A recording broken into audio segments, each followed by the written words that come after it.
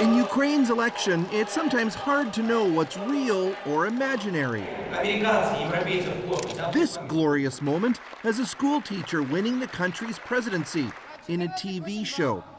And while the scene is made up, the program Servant of the People could very well turn out to be art imitating life. The program's star is comedian Volodymyr Zelensky. And going into this weekend's real-life presidential vote, polls have him in the lead. This is a new face, he says. I've never been in politics, but people know me well.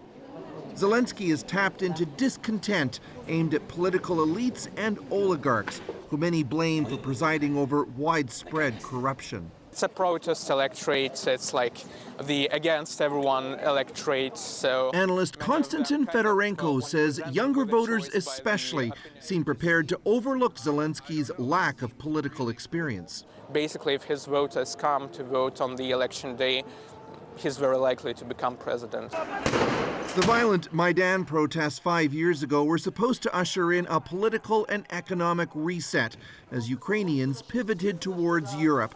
Russia responded by seizing Crimea and then fueled an insurgency in Ukraine's east that has seen more than 11,000 killed and counting. Incumbent Petro Poroshenko stresses his efforts to calm the conflict and that only he can stand up to Russia's president. Mr. Putin, do not expect us to give up, he told the crowd. But Poroshenko has suffered from an almost endless stream of corruption allegations involving him and his family that have put a second term in jeopardy.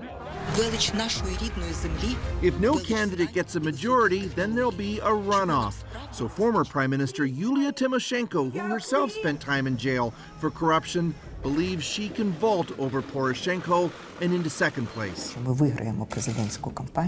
We believe we'll win, and the president and his criminal environment will be brought to justice.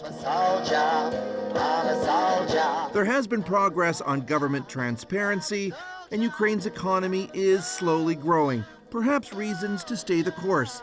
But Volodymyr Zelensky's strong showing suggests it's not happening nearly fast enough for many here. Chris Brown, CBC News in Kiev.